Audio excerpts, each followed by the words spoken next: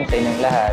Ito na yung last day rin namin dito sa Osaka kasi mamayang noontime, babiyahe na kami patungong Tokyo. So yun, update namin kayo mamaya.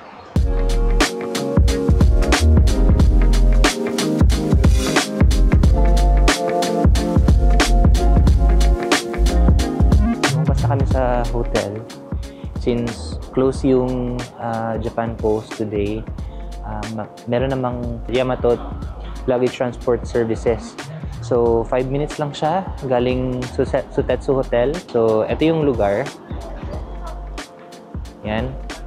So hindi lang kami, early kami pero may naunasan, pero mabilis naman silang magtrabaho dito. Yan. May isang assistant or may isang Japanese dito na nagtatrabaho na marunong mag-English. Yan. Bibigyan kayo ng mga instructions kung anong gagawin. Especially yung details ng hotel kung saan i-deliver yung mga luggages ninyo.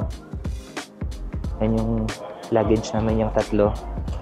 Yung 1, 2, 3. Ito, carry-on lang namin to. Dadali lang namin to siya. So, bibigyan kayo ng instructions. May QR code kayo i-scan. Pagkatapos, i-fill out nyo lang yung information doon. And then, titignan nila yung size at saka yung bigat ng luggages. Then afterwards, payment na. Ganun siya. Sige, go. Ang track sa luggage, scan ng QR to check kung asa na siya. Kung may problema, contact lang ni. Yung money siya ang total per luggage, 2,530. Sa kadagko, sa gamay, 2,210. So, nabayaran ako is 7,270. Yan. Morning i-present sa pag-redeem sa luggage. Okay. Naka ba? Tatlo. Okay. So, bukas pa siya madi-deliver. Kasi yung binigay din naman naming date for us for check-in doon sa hotel is 24. So, bukas din siya madi-deliver doon sa hotel namin, which is tama naman kasi 24 pa yung check-in date namin doon. Although, yung hotel kung saan kami mag-stay, yung Tokyo Plaza Hotel, pwede naman nilang i-keep yung luggages ninyo even before your check-in date. So long as nandun yung pangalan ninyo, yung check-in information, like yung name, yung code, yung number, para alam nila na yung mga luggages na i-keep nila doon is para sa mga guests din nila na darating. Yan. Dito na kami transfer sa JR Shin Osaka.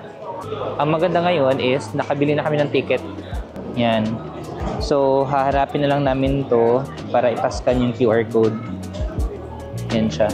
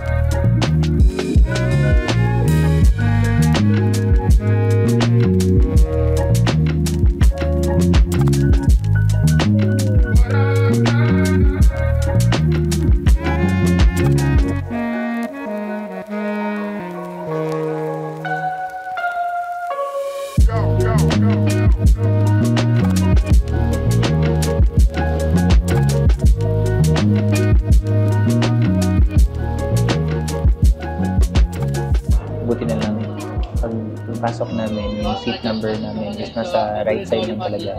First seat na nasa right side. Malapit lang sa CR.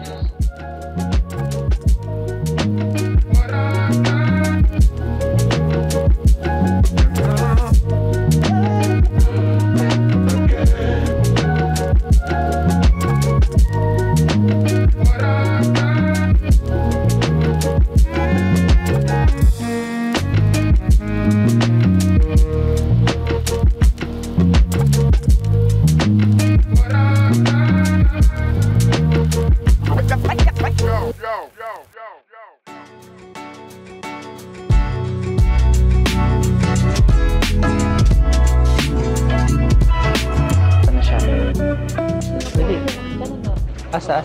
Ay, tara. Hi. Ay, si ma'am pala. Magandang gabi po. Video lang kayo sa harap na mo rin lang. Sige po, walang problema. Sige po. Kala namin hapon. Yes po. Sa harap pa talaga. Wanted.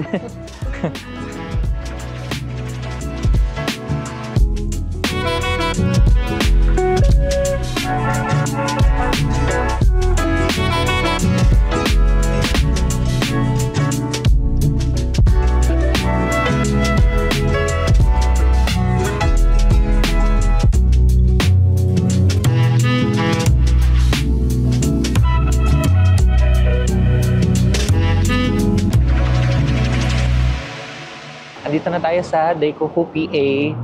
And andito na yung mga so cute!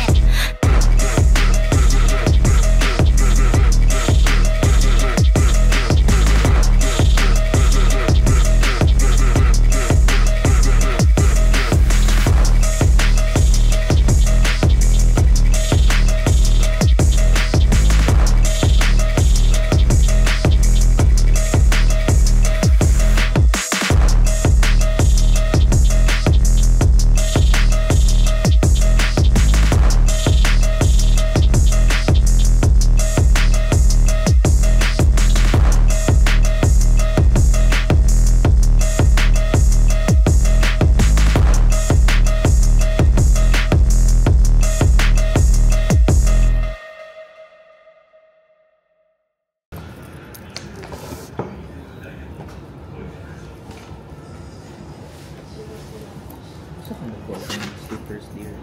Ha? Asa ka nagkuha? Sa locker. Wala ng slippers sa locker na ako.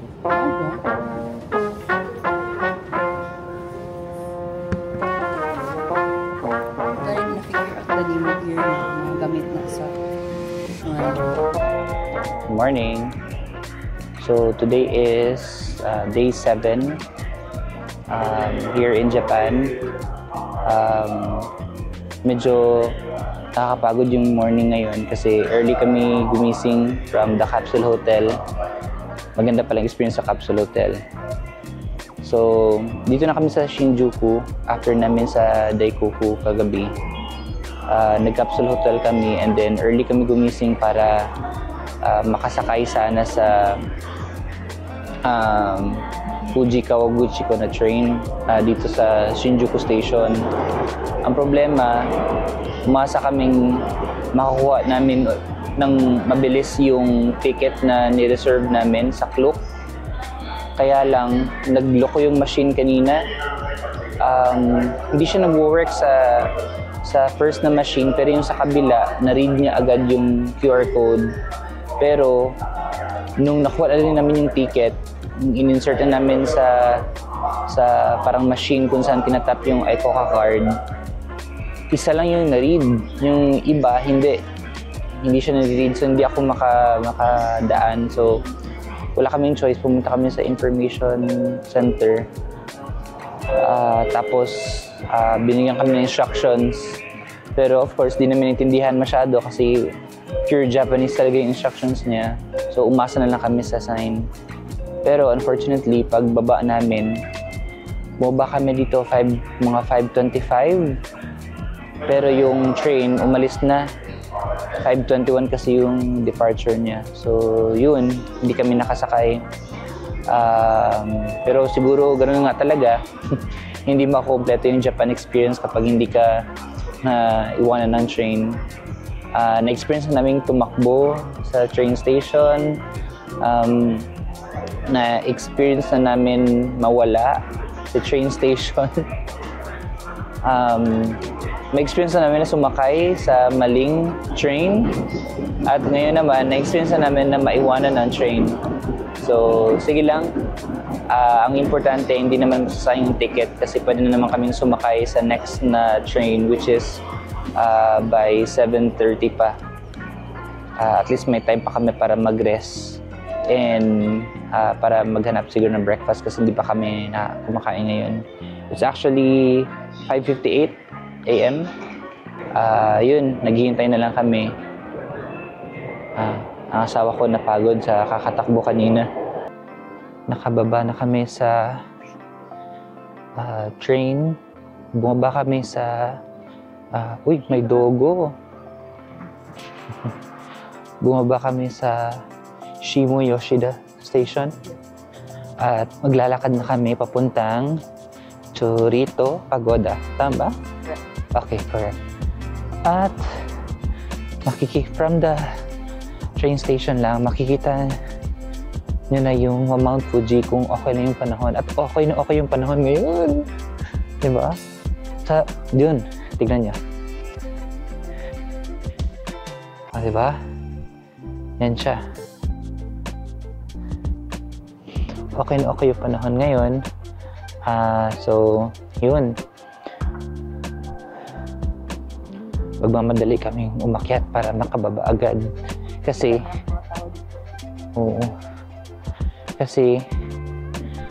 nag-rent kami ng bike para iikutin tong area na to. So, kapag wala pa kami dun by 11, i-cancel nila yung reservation namin sa bike. Ito bata? Oh. Okay, update lang namin kay mamaya.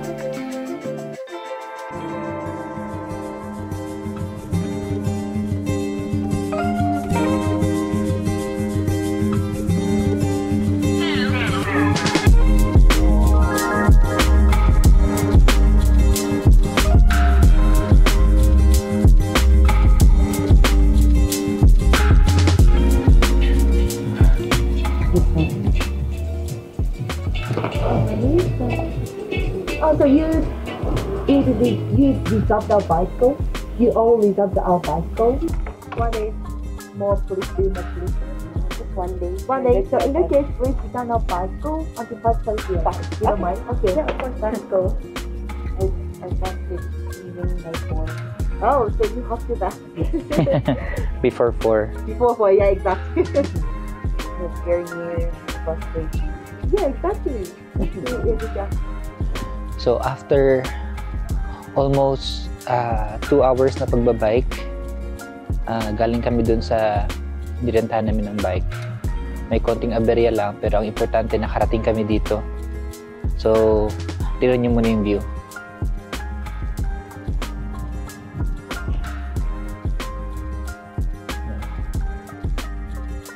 So, itong area na to ay tinatawag na Nagasaki Park.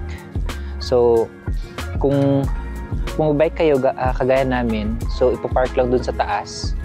Mag-Google Maps lang, papunta dito, sundin nyo yung Google Maps. Kagaya niyan, may nakapark na sasakyan. Pero pagbaba ninyo, parang mafe-feel ninyo agad na parang hindi siya puntahan talaga ng mga tao. Kasi yun naman talaga, hindi siya puntahan.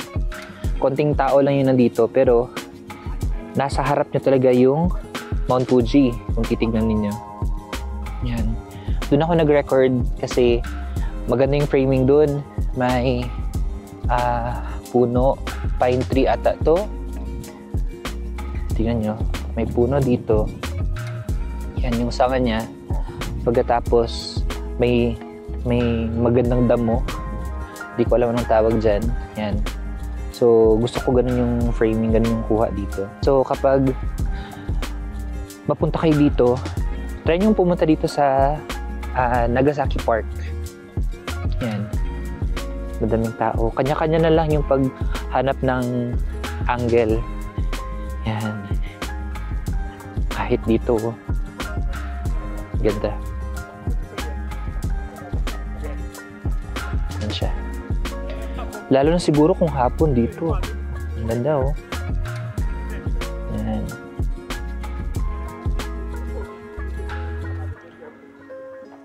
Mag-iikot-ikot pa kami mamaya bago namin isasauli yung bike. Siguro mga before 4 dapat masauli na namin yung bike kasi yung bus na pauwi, pabalik is like 4 p.m. yung ticket. So, update lang namin kayo sa mga iba pang lugar o yung stops na madadaanan namin before namin isauli yung bike. Pero, grabe, ang ganda. Ganda na Mount Fuji. Ito.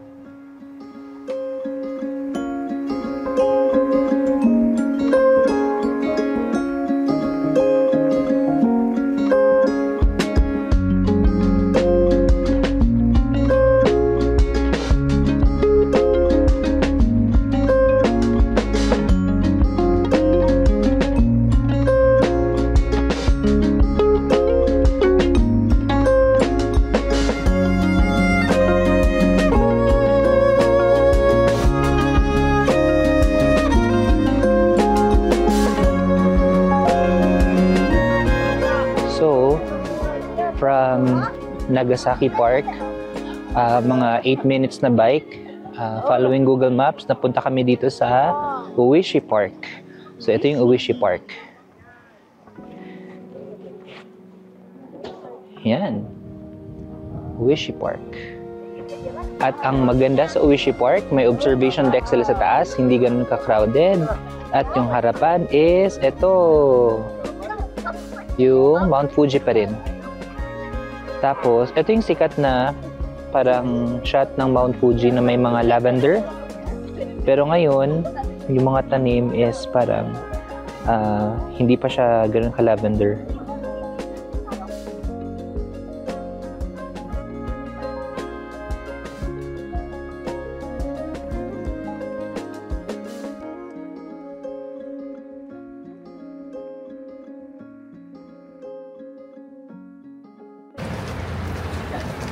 Morning. Day 8, no? Day 8 na dito sa Japan. Nandito na kami sa Shinjuku area. Nag-stay kami sa Tokyo Plaza Hotel. And kagabi hindi na kami nakapag-vlog pa after dun sa Uishi Park kasi nag-bike na kami pabalik and challenging talaga yung bike. So kahapon hindi na siya sightseeing, pati exercise pa kasali dun. Yan. Napagod pa kami sa kakahintay ng bus. Apparently hindi talaga ganun ka on time lahat ng mga transportation nila dito. Pero okay lang naman, ganoon naman talaga. Wala namang perfecto. Ang importante nakauwi kami. Halos 3 oras kami nasa bus kasi may mga areas na may speed limit, I think, at saka may part na mahina yung takbo ng bus. So ngayon kakain muna kami. Rest day ngayon pero gagamitin namin yung araw ngayon para bumili ng mga pasalubong na malapit lang sa Tokyo Plaza Hotel. Kain muna kami, then mamaya titingin kami sa may Don Quixote at saka sa itong name sa isa ka store? Matsumoto Kiyoshi. Yan, parang mas mura ata dun.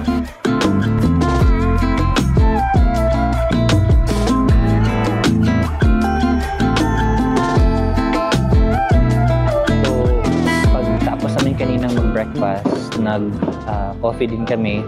Sa harapan lang din ng Yoshinoya. May Starbucks kasi doon. Tapos may view ng Yamanote Line. And then after there, sa side lang talaga, sa kabila lang talaga ng hotel namin.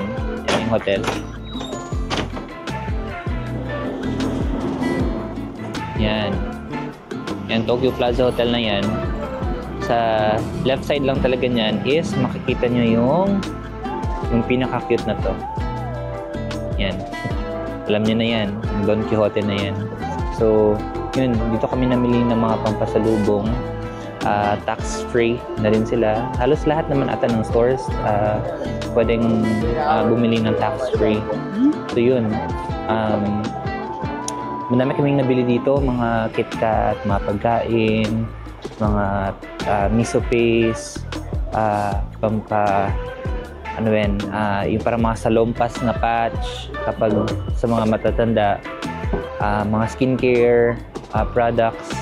Madami, hindi lang yun, madami pang ibang pwedeng bilhin dito na pampasalubong. Inumin, pagkain, lahat ng pwede nyong ma-imagine siguro na pampasalubong is meron dito. Tapos na kami sa Don Quixote kanina, bumalik ng hotel at nagbihis papunta dito sa Shibuya Station or sa Shibuya talaga.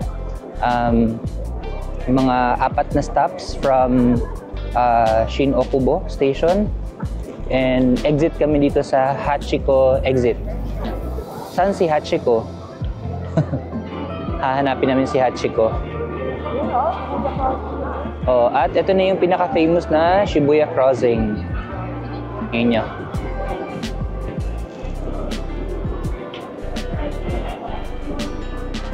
Yan, before kami pupunta ng Shibuya Sky, dadalawin muna namin si Hachiko. Oh, di ba may linya? Yan niya. Doon si Hachiko. Yun. Pero, nililinyahan siya para pa-picture. Yung amin naman lang is video lang naman. Yan.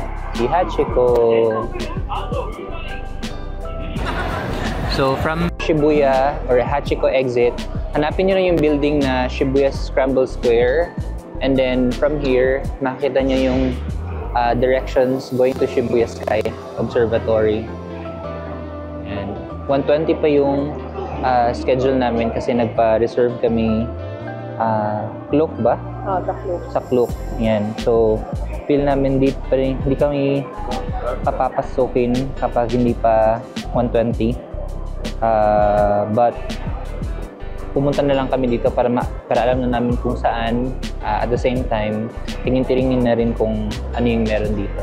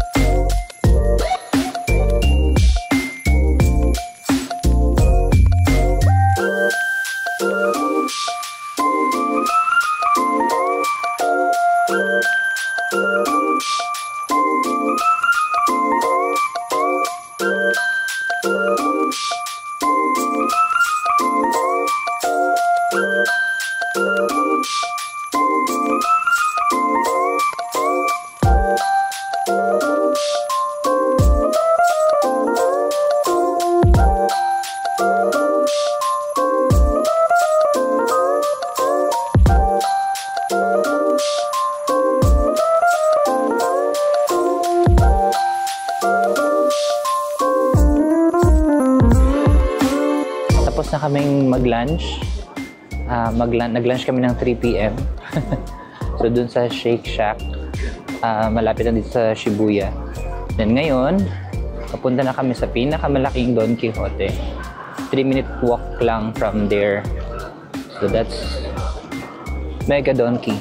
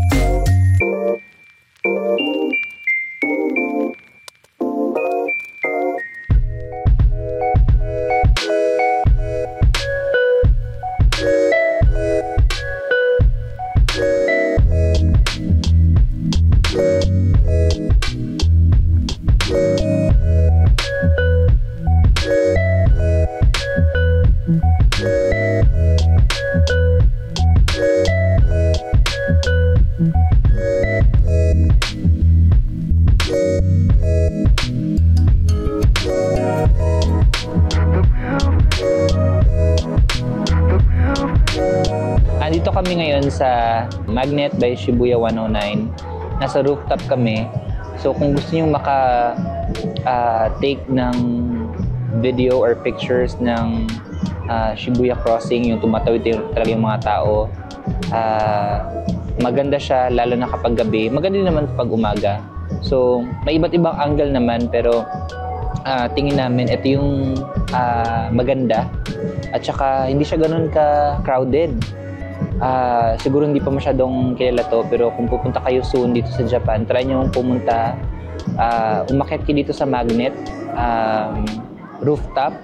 Nasa Shibuya Crossing lang talaga siya. Ipapakita ko mamaya yung parang signage or yung mukha niya sa labas. Makikita nyo lang siya agad pag nasa Shibuya Crossing na kayo.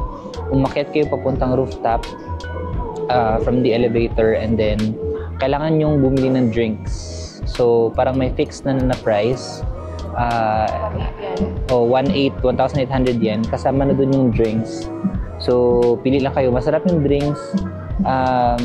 Yun, may option kayo na nasa kwarto, or may option kayo na nasa parang viewing deck talaga. Makakakuha talaga kayo ng magandang videos or pictures ng Shibuya Crossing.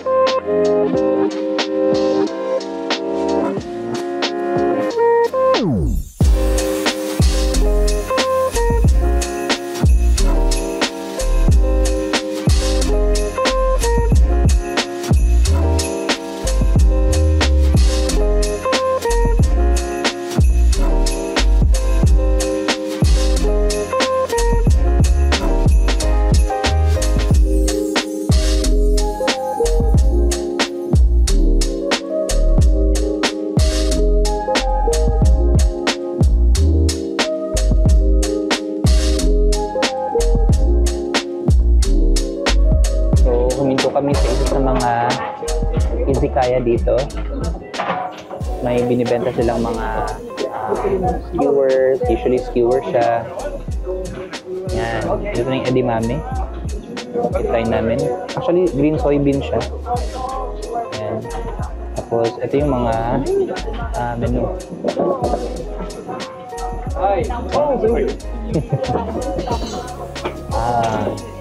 So, nag-order kami ng mga skewers lang. Tapos itong edamame at saka dalawang ginger ale, non-alcoholic lang. Tapos hindi kami ganun drinker. Yun. Try nyo dito. Kung gusto nyo mag-explore ng mga iba't ibang pagkain. Hindi namin alam kung ano pa yung iba't ibang ino-offer ng ibang izakaya dito. But so far, okay naman siya.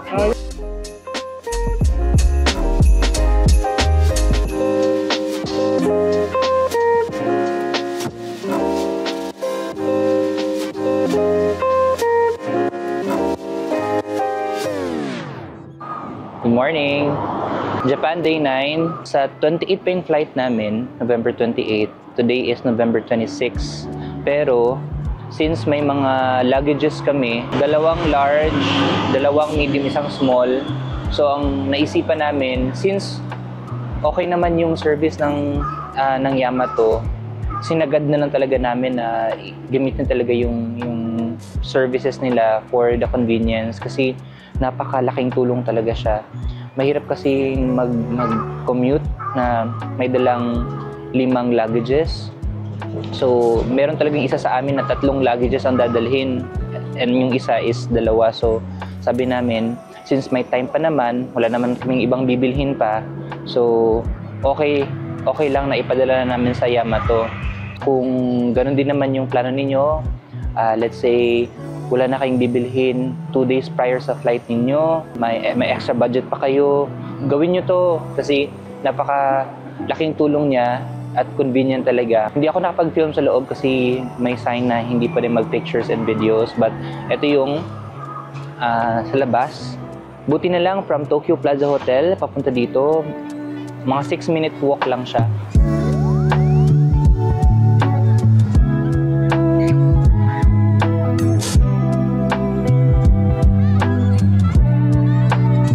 Around 11 a.m. Hatid namin kanina yung luggages sa Yamato. So ngayon, patungo kaming Asakusa. And then from the Yamanote line, patungong Ueno Station. And then from Ueno Station, going to Asakusa. Yan.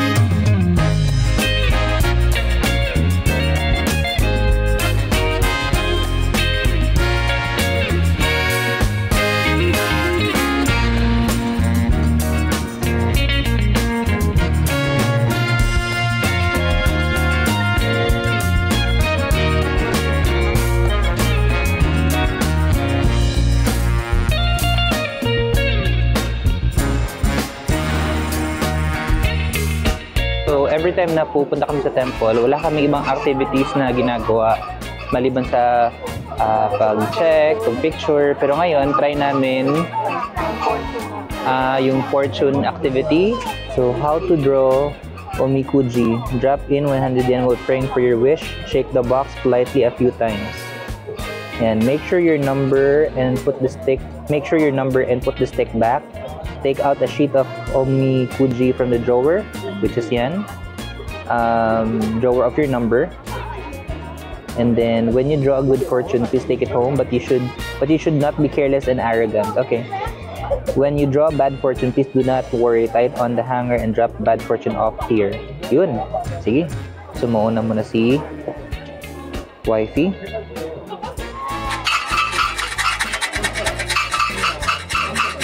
Ayan. 15? 13. 13 plus. Tulo ka pa. Yan, kumuha na siya. Ano nakalagay? Best fortune. When spring comes, you will get good fortune, just like flowers bloom on old branches. Sometimes happy will come, When spring comes, your life will change to be prosperous, just like rice grows. You will be able to reach the highest position. Your wishes will be realized. The sick person will recover. The lost article will be found. The person you're waiting for will come. You already did. Building a new house and removal are good. It is good to make a trip in spring and summer. Marriage and employment are all good. I like this. Good fortune.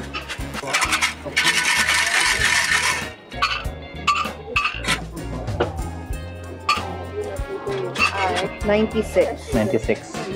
Alright, hanapin natin yung 96. Ibalik muna natin to.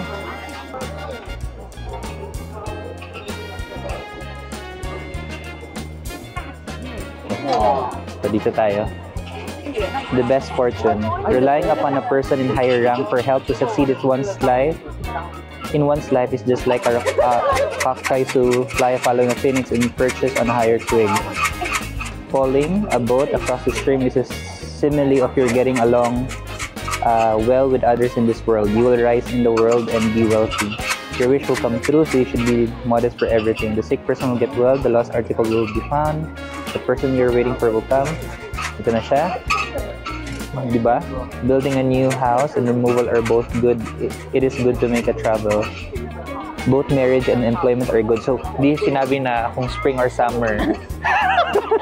But yes, thank you.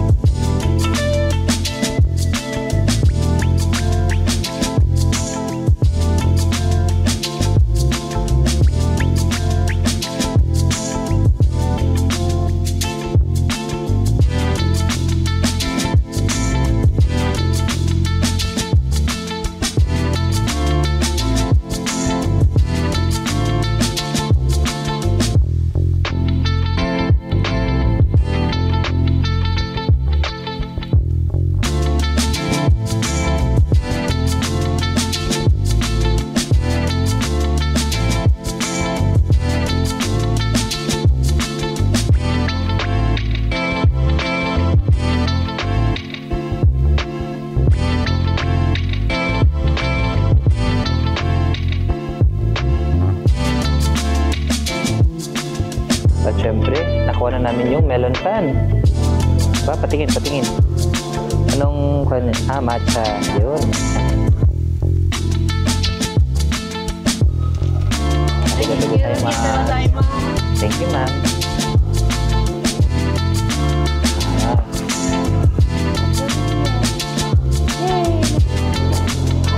Ayan.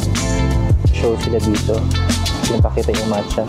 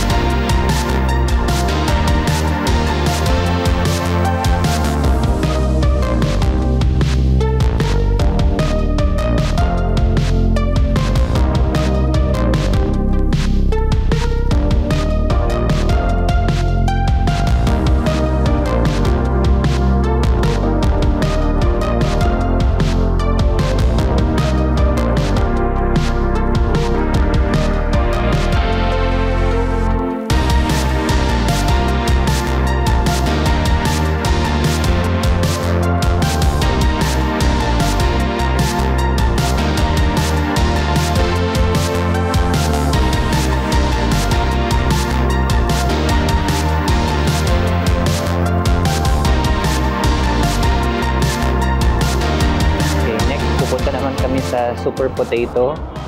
Kasi yun yung nakita namin sa TikTok. Tapos, mag-arcade kami dun. Mga, ano ba yan? Mga old arcade daw siya. So, tatawid muna kami. Papunta dun.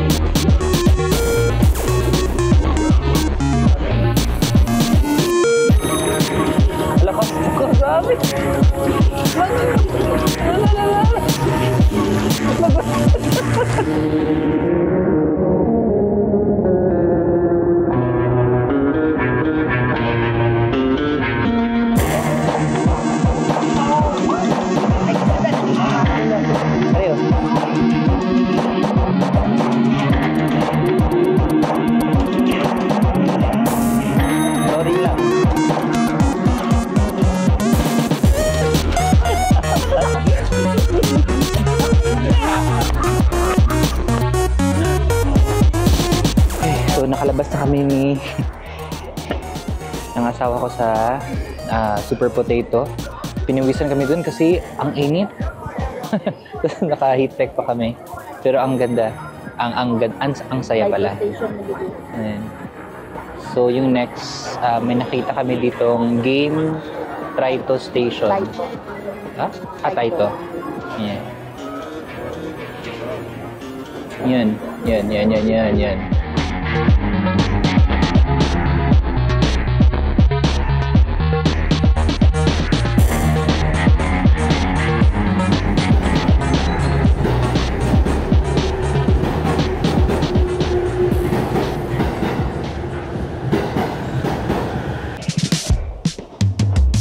Good morning.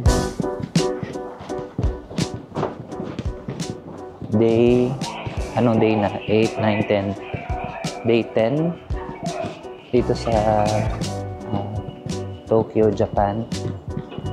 So, nag-check out na kami sa hotel. And yung carry-on namin na luggage is iniwan namin sa locker dito sa Shinjuku. And then from here, pupunta kami sa Tsukiji. Sorry po. Pupunta kami sa Tsukiji Market. And doon maglibot-libot until maghapon. Then babalik dito sa Shinjuku papuntang airport hotel namin. Kasi bukas babalik na kami ng Cebu. Tsukiji Market, here we go!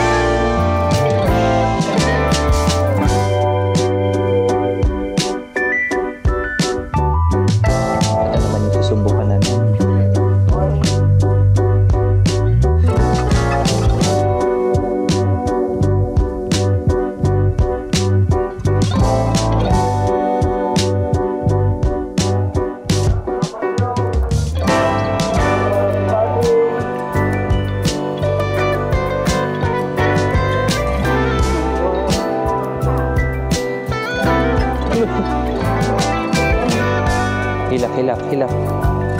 Hilap.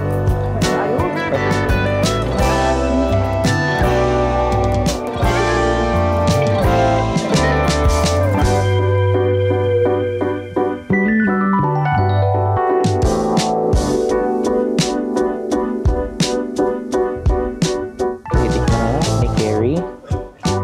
Ang sushi.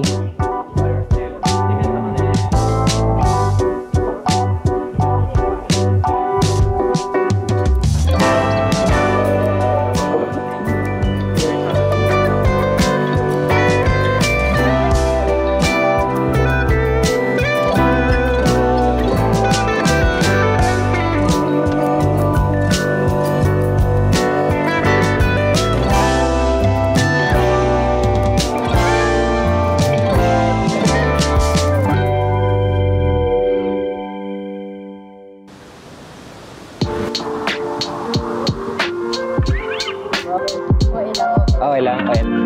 Dito muna ako sa kotse kasi alis ito ngayon.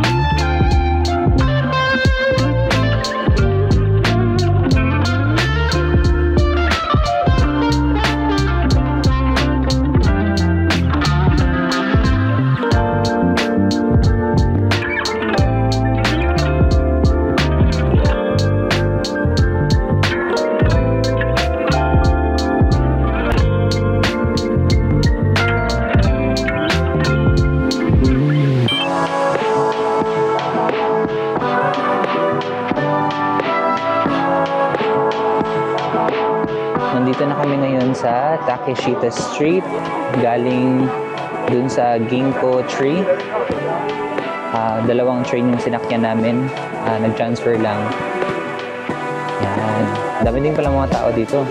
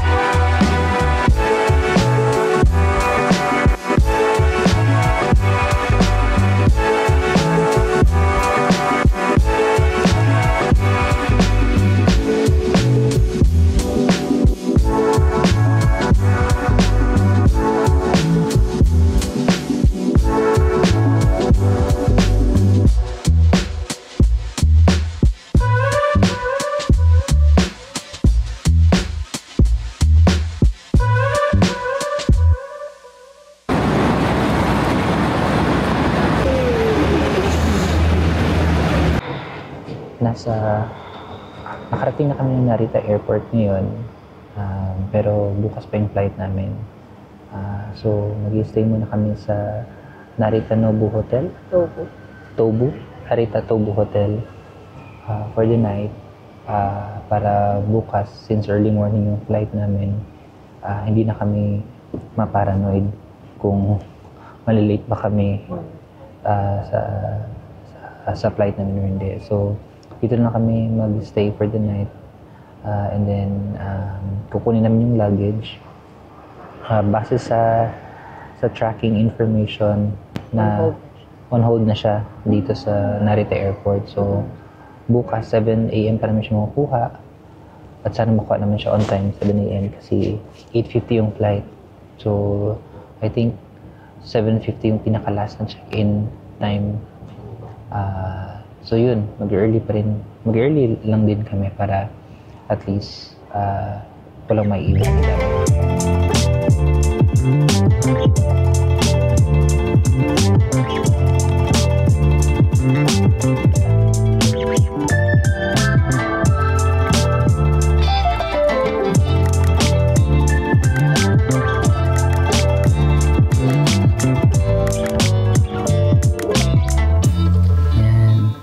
See you, Japan! See you in exactly, Lord. So na po. Good morning. Nasa airport na kami galing Tobu Hotel. Mga 6 minutes lang yung drive ng bus papunta dito sa Terminal 2. And then, nasa left side lang talaga ng mga check-in counters yung office ng Yamato. And check natin ha. Yun. Yung pink at saka green na yun. Tapos, yes, andun. Yes, nasa baba. Ayun, andun yung baggage namin. Sige, pero 7 a.m. 7 a.m. pa sila magbubukas. So, hintayin na lang natin. Hanap muna kami ng makakain.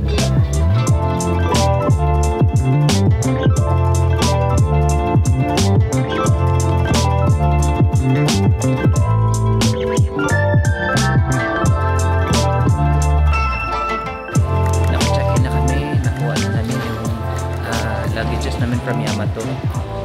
7 pa yung open time nila pero 6:45 open na sila. So, buti naman. Nakaabot naman kami sa check-in. Walang problema. Yung 4 na luggages namin, kada isa dun, noon, hindi sila umabot ng 20 kilos. So, okay na okay. So far, yung dala namin ngayon is meron kami parang personal, ito, yan. Sobrang, ang laking, Unique. ang laking tulong. Yes. Tapos may bag ako. Tapos may bag rin si Carrie. Tapos meron pang hand carry yan. At ito. Yan. So far okay naman. Hindi naman sila ganun ka Hindi naman ganun ka higpit. Yun lang. Chinek yung bag ko after dun nung ni X-ray na kasi nakita nila yung camera clamp. Parang siguro parang sharp object siguro siya kung titignan sa X-ray, but wala naman sa tinanong, tinignan lang nila. So yun, hanap muna kami ng pagkain. Ay, paano Royce ha? Hanapin muna namin si Royce at nakita na namin ito siya. Yan, si Royce.